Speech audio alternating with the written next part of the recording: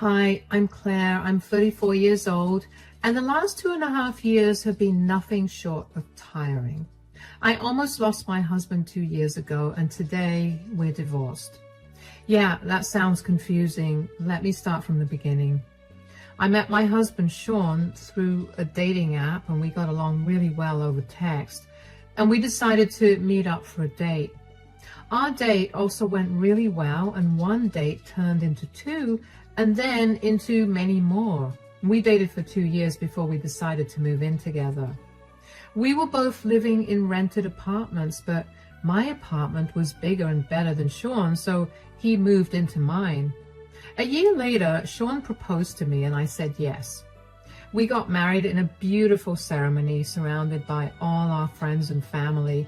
It was definitely one of the happiest days of my life, especially in comparison to everything that came afterwards. A year into our marriage, Sean lost his job. Apparently, Sean had been showing up for work late too much, and that was costing the company too much, so they let him go. I remember confronting him about why he was late for work when he had consistently left for work well ahead of time. I don't exactly remember what he said, but I do know that he brushed off my questions with some excuse. I let it go because I thought he was struggling with something. I tried my best to be there with him while he searched for another job. And during that time, Sean began to beg me to buy a house. I tried to tell him that with his lack of income, it would not be a good idea to buy a house. But he kept pressuring me to do it and even got his family involved. Eventually, I caved, and when it came time to put down a deposit, Sean obviously had no money, so I shouldered the whole thing. I made sure to only put my name in the deed and the title, and I don't know why, but I had a gut feeling that it was the right thing to do. Sean was okay with this when I told him about it too. A few months after we moved into our new home, Sean managed to find a new job. I was happy for him, and especially happy because I finally have some help with the mortgage payments. But Sean refused to help when I asked. He told me that since it was only my name on the deed and the title, he shouldn't have to pay for the house. That resulted in a huge fight between us because I couldn't believe his audacity. The only reason I was stuck paying the mortgage on the house was because he forced me to buy it. I told him if he helped with the mortgage payments, I'd put his name on the deed. Sean told me that it was too late to do that because he'd seen my true colors. Things remained awkward between us for a while after that because I felt bitter that Sean was not helping me with the expense that he pressured me into taking up. But all of that resentment and anger went down the drain when one day I got a call telling me that Sean had gotten into a near-fatal car crash. He was in the operation theater getting emergency surgery, and while he may wake up again, he may not be fully functional. I dropped everything I was doing and rushed to the hospital. When I got there, I had to wait for 3 hours until Sean was wheeled out of the operation theater. The surgeon told me that Sean had suffered some extensive nerve damage, which he tried his best to fix, but it would affect his ability to walk. It was not irreversible, but he'd need a lot of physiotherapies to get back to walking again. I thanked him for his hard work and waited another 4 hours for Sean to wake up. At that time, I couldn't help but stress about how we were going to afford everything. Sean was on my insurance, but that would only cover so much. The rest of the expenses we were going to have to take care of as it is, and we were struggling to make ends meet. And with this, at some point, the stress and the anxiety of the day got to me, and I fell asleep. But Sean's questions woke me up. Where am I? What happened? Oh, sweetie, I'm so glad you're alive. You were in a horrible car accident. What? How did that happen? Why do I not remember anything? You were hit by a speeding driver at a stoplight. It's a miracle you survived. I was so scared when I got a call telling me that you were in an accident. I thought I lost you. Oh, darling, you didn't. It'll take more than an accident to take me away from you. I'm just glad that all my limbs are functioning. Hold on. Why can't I feel my legs? Is something wrong with them? Please don't freak out, sweetie, but you suffered some pretty serious nerve damage because of the accident. The doctors did their best to fix things, but you'll be paralyzed for a while. What? That can't be the case, but how will I do anything now? How will I work? Calm down, sweetie. I know this is hard for you to... That's easy for you to say. You have no idea what this feels like. It feels like my entire world is crashing down on me. You're right. I have no idea what you're going through, but I have some good news. Will I be able to walk again? Yes, but you'll need a lot of physiotherapy. That's great to hear, but wait. That would cost a lot, right? How will we manage to do that and also survive in general? You don't worry about that. How can I not worry about it? Aside from these medical bills, doing physiotherapy will practically leave us way beyond broke. I had a lot of time to think things over while you were asleep, and I realized that with your insurance and a second job, we'll be able to live comfortably and pay off all the bills. You're going to work 2 jobs? But that will be really stressful and hard for you. It's okay, I'll manage. I want you to be all right. And if that means working a little more, then so be it. How did I get so lucky to have found you? Shut up. I'll go get a nurse to make sure you're doing all right, though. I tried my best to remain calm for Sean, but on the inside, I was freaking out. The doctors checked in on him, and Sean was progressing well after the surgery. Sean was in the hospital for another week before he was finally allowed to come back home. He had to resign from his work because he worked in a physically demanding job, and that would not be possible with his paralysis. So I picked up a second job and did my best to make all ends meet. For 6 months, we focused on getting Sean to feel physically better. Aside from the nerve damage, he also suffered minor cuts and bruises all over his body. We also used that time to adjust to our new life. I made sure to make the house as accessible as possible for Sean since he now needed a wheelchair. I also set up appointments with a therapist for him because he began to show clear signs of depression initially. When we were both in a better place mentally and physically, we decided to look into physiotherapy. After thorough research and recommendations from Sean's doctor, we ended up finding a good physiotherapist who wasn't going to cost as much as I thought. We started those sessions almost immediately, and initially, Sean hated it. It was a constant reminder of how he could no longer use his legs, and I was beyond glad that I had gotten Sean into therapy before physiotherapy because I would not have been able to help him out. I was drowning in work and exhaustion too. Every day I felt like giving up because the stress was killing me. I only got 4 hours of sleep every day, and I would come back home only to do more work, and it was not like I would complain either because Sean was the one who had suffered more. I just pulled myself up by my bootstraps and did my best to be a good wife and caregiver to Sean. And 2 years later, Sean finally began to make some progress. He could wiggle his toes on his own, and I could tell that he was beginning to do better mentally as well. I began to notice him looking forward to his physiotherapy sessions, and one day I even commented on it. Okay, I'll be heading to work now. When will you be back to take me to my physio? Oh, wow, somebody's excited to do a little exercise. I'm not excited, I was just asking. Oh, sure, that's why you look so happy about going there. What's with the sudden change? You used to hate going over there. Fine, since you have to know everything, ever since I began to get some feeling back in my legs, I've been very excited about going there. I just want my life to go back to the way it was before. Is that such a bad thing? Whoa, why do you get so passive-aggressive? I was only playfully asking you that question. I'm sorry. I just got insecure for a second. it's not a nice feeling to not be able to use your legs, and now that I'm slowly being able to, I feel kind of worried and insecure about whether I'll be able to walk like I always did. I'm sure you'll be able to do things just the way you did before.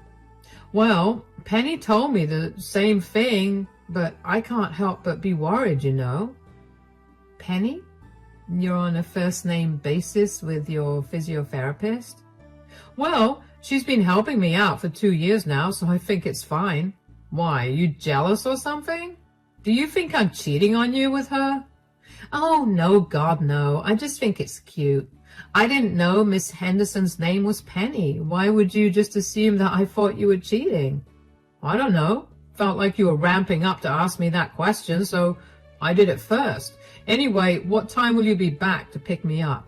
I'll be back by around 5. I'll take a quick shower, help you take a bath, and then we can be out of the house by 6. Is that okay? Yeah, that works. All right, I'll be off then. Have a good day at work. I will admit that I was a little hurt that Sean would immediately think that I assumed he was cheating on me when I wasn't even close to implying that. A few alarm bells went off in my head after that, but I ignored them. I got done with 2 shifts at both my work before heading back home to get myself and Sean clean. When we were headed to the clinic, Sean looked very excited. I couldn't remember if he had been feeling that way for a while, but I had been so wrapped up with other things that I barely took notice of it. Still, it was nice to see him look so happy. I dropped him off in the physiotherapist Penny's office and decided to go out for a cup of coffee while Sean did his sessions. And just as I was about to leave the clinic, the receptionist, Layla, stopped me. Sometimes I'd sit in the waiting room while Sean did his sessions, and I'd usually chat with Layla. Over the 1.5 years that I'd been visiting the clinic, Layla and I ended up becoming pretty close, so I didn't think anything was wrong when Layla asked me to wait. But what worried me was when she asked me how my relationship with Sean was going. Hey, Claire, do you have a minute? Yeah, I guess. Why? Is everything okay? Yeah. Why don't you just come over here for a minute? Sure. How are you doing? I'm doing okay. I'm sorry, but why are you asking me this, and why did you make me sit here? I just want to make sure that not only the patient, but also the caregiver gets taken care of. Oh, that's sweet. Well, it's been hard. I mean, I never expected Sean to be paralyzed. But I guess it's good to know that he's slowly recovering. I just wish he'd recover a little faster. Is that a bad thing? Absolutely not. Why do you feel that way, though? It's just, I'm working 2 jobs, and between that and taking care of Sean, I feel like I'm going to burn out, and I can't afford for that to happen. I get that. And you and Sean? Is your relationship doing good? Yes. I mean, we don't get to spend much time together, but we're still happy. But what does that have to do with anything? Okay, I've been very conflicted about telling you this, but every time I see you, you look even more tired than the last time, and I cannot keep this with me any longer. What's going on? The other day, I was given access to the security cameras, and I happened to see something. I didn't know if what I was seeing was real, but it was. What is it? Your husband is having an affair with Miss Henderson. What? With Penny? How's that even possible? He can't feel anything below his waist. Yeah, but I have more to say. Apparently, he's been doing a lot better than he's been letting on. What? What do you mean? Are you saying that he's been lying about his progress? Yes. As far as I could see, he was standing pretty well. I listened in on a few of their conversations, and Sean and Penny say a lot of rude things behind your back, especially about how you haven't noticed that Sean's doing a lot better. Oh my God. I'm a fool, aren't I? How could I have been so blind? But even worse than that is the audacity that Sean has to cheat on me when he's seen how hard I was working to provide for us. You are not a fool at all. Sean is just a horrible man, and so is Miss Penny. Like I said, I'm only telling you this because I felt horrible for you. Thank you. I have some serious rethinking to do.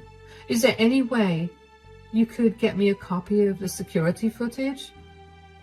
I don't think I'll be legally allowed to do that, but you could always walk in on one of their sessions. I know it'll be painful, but at least that way you could get the proof you need. All right. Thank you for telling me about this. I owe you one big time. Not at all. I'm just one woman looking out for another. You know, the way you can hear your heart when you're underwater? Yeah, that was what I felt after Layla told me that. I refused to believe that Sean had been cheating on me or that he had been lying to me about his paralysis for so long. At the same time, I couldn't bring myself to put that past Sean. He had a history of lying to me about everything and of doing questionable things too. I waited for half an hour before opening Penny's office door. I immediately began to record what I saw. Penny and Sean were making out. Sean was standing and he had Penny pinned up against a wall, carrying her in his arms. So not only was he cheating on me, but he was also able to stand and carry heavy things. My heart had shattered, but I had a surprisingly calm voice when I finally spoke up. Oh, wow. I see your legs are working again. Claire, oh, what are you doing here? I forgot that I needed to ask you about what you wanted to have for dinner tonight, and Layla said I could walk in to ask you. I promise it's not what it looks like. So, you were not making out with your physiotherapist just now? Look, could you please not report me? It took me a long time to get this job. I've had to study really hard, and it's a competitive field. I can't lose this job. Clearly, your studying paid off because you managed to get my husband back in shape and ready to sleep with. There's no need to be so vulgar and sarcastic, Claire. Why is there no need for it? I've been breaking my back working hard to make sure that you'll be able to live a normal life again. And for what? For you to cheat on me? I swear, this is the first time. I'm so sorry, okay? This did not look like the first time, Sean. Is this why you've been so eager to come to these sessions? Here I was thinking that you were excited to get your life back, but clearly that isn't the reason. I was excited to get my old life back. I just got swept up in the moment. I'm sorry I hurt you. Can we please just talk about this at home? What home? You're not welcome there anymore. What? I don't want cheaters living under my roof. That's not only your house, it's mine too. Excuse me? Do you need to be reminded about who bought the house? Who's been paying all the mortgage and the bills and the utilities? Are you seriously going to throw a disabled man out onto the streets? Your disability did not stop you from cheating on me, so I think you'll be able to find a place for yourself. I have no money. What do you expect me to do? Please, just let me come back and we can work this out. We could go to couples counseling or something. Why? So you can cheat on me with that counselor too? I know that you're angry and upset with me, but please be a little rational here. Were you rational when you decided to cheat on me with your physiotherapist? Then I'm being very rational when I'm making the decision to throw you out of my house. Where do you want me to go? I have no family here and I have no money to go to them either.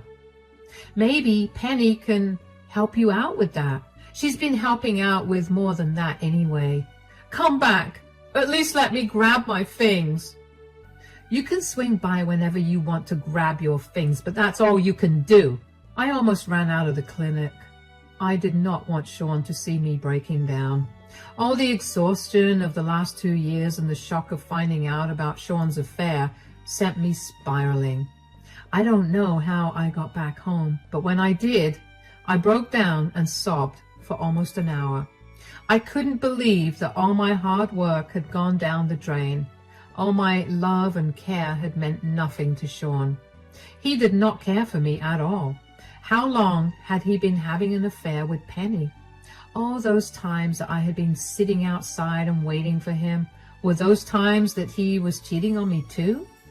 I also began thinking about the time that he had gotten fired from his previous job for being late. Was that also because he had been cheating on me with someone else? I couldn't think of any other reason.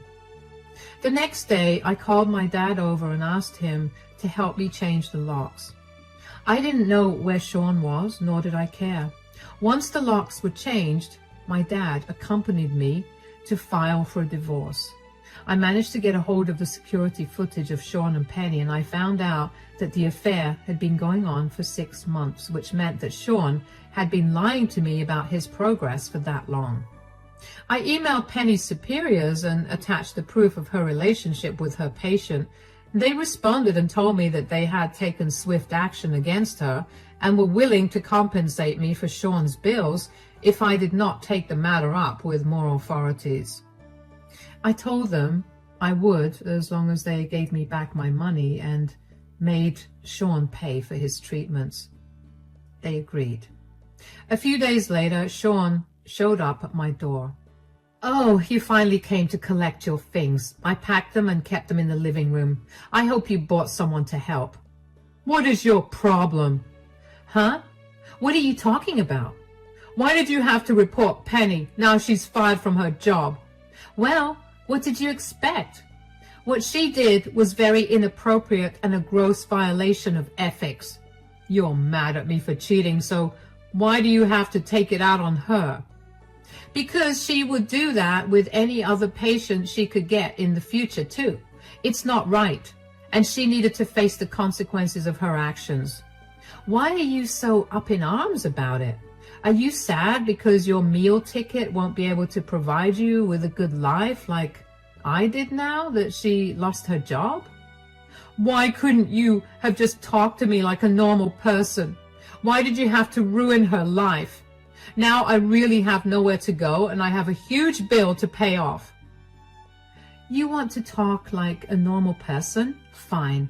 Why did you cheat on me, Sean? You saw how hard I worked to pay off your bills and to make sure you were living a good life. You saw how much I sacrificed to make sure you were okay. So why did you cheat on me?" "With how much you worked, I was lonely. You can't possibly expect a man to be okay with being left alone for so long. Penny recognized my loneliness and she helped me. She did what you should have been doing for me as my wife." "You can't be serious. You were feeling lonely, so you cheated on me. You cheated on me because I wasn't doing my duties as a wife? What about me working 2 jobs and sleeping only 4 hours a day to pay your medical expenses? That's not a duty that a wife does for her husband." "That's not the only duty. You're supposed to take care of all my needs, not just one of them. You're just jealous that I found someone better than you, so you're lashing out." Have you always been this entitled? Do you hear the words coming out of your mouth right now? It's not entitled to expect your wife to be there for you. How was I not there for you?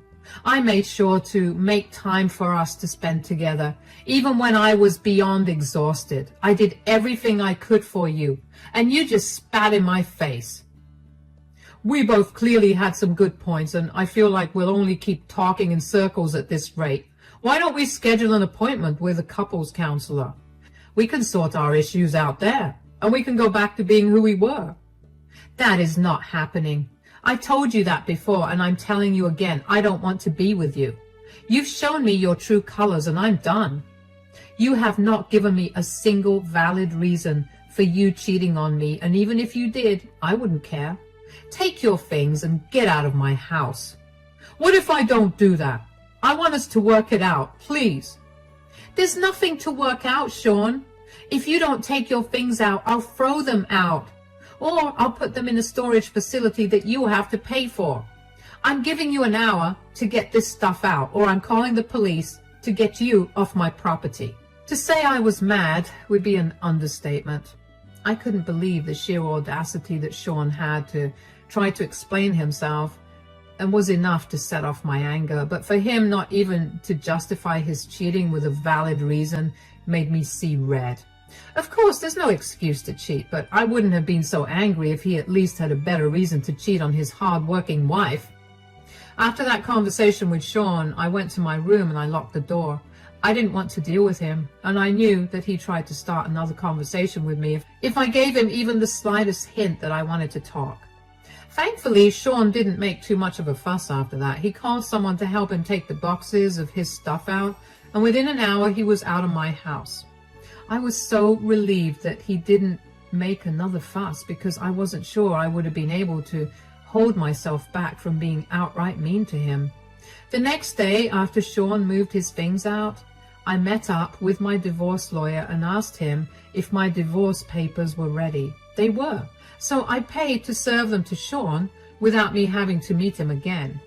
It took a while to find out where he was staying, but I managed to get in touch with one of his friends who told me that he was staying with them for the moment. When Sean got served with the divorce papers, he called me to yell at me yet again because he thought that I was overreacting to what had happened. I barely let him talk for a minute before I cut the call on him. After that, I began to get calls from his friends and family, all of whom were telling me that I was horrible for leaving him. I didn't understand why they were all piling on me for being a horrible one when Sean was the one who cheated. So I spoke to Sean's sister, who told me that Sean was going around telling everyone that I mistook his friendly banter with the physiotherapist as him flirting with her, and that I was overreacting to that. Up until that point, I had decided to keep the reason for our divorce private.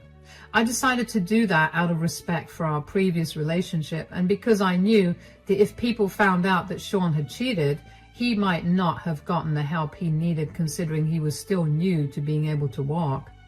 All of that went right out the window when I heard that Sean was spreading lies about me. I don't know why I expected some amount of maturity from him, but since he wasn't capable of that, I created 2 text groups. One for his family and the other for his friends. And I sent the security footage along with my recording of Sean making out with his physiotherapist. I then blocked Sean and all his friends. I heard from Sean's sister later on that Sean was livid that I had exposed him like that. His parents decided to go low contact with him because they couldn't fully abandon him when they'd almost lost him in the accident, but they were very disappointed in him. A lot of Sean's friends had stopped being friends. Not only because he was a cheater, but also because he had pointlessly lied to them and made them look like fools. The friend who had opened his doors to Sean also asked him to leave because Sean had lied to him about many more things than just his affair. The friend had had enough and wanted him out. Last I heard, his parents helped him get back home, but they're not helping him out much. It's been an exhausting few months. After Sean went to stay with his parents, he signed the divorce papers and barely contested much. It took a while for the divorce to get approved, but once it did, I felt like a free woman again. It's been a long time since I had any time to myself, and I'm looking forward to unwinding and catching up with a lot of my hobbies. Even though it still hurts every now and then to think about the love I lost, it's still nice to know that at least I hadn't lost myself in the whole ordeal. Here's to happier days now.